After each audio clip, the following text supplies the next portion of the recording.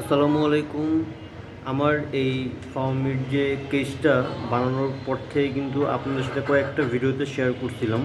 কারণ এভাবে যদি সিঙ্গেল সিঙ্গেল কেস কাস্টমাইজ করে বানিয়ে নিয়ে মুরগি রাখা যায় তাহলে মুরগি ঠোকরাঠুকরি করার একটা যে ঝামেলা সেটা আর পোহাতে হয় না, প্লাস মুরগির ঠোঁট কাটা বা এইসব কোনো কিছু দরকার হয় না। এভাবে কেস করে পারলে খরচ একদিক দিয়ে বেশি হয়, কিন্তু একটা সুবিধা হয় যে নিশ্চিন্তে অ্যাটলিস্ট বাসা বাড়িতে মুরগি পালন করে ডিমের জন্য কিছু একটা করা যায় আর কি। তো যাই হোক, এখানে আমার একটা মোরগ ছিল।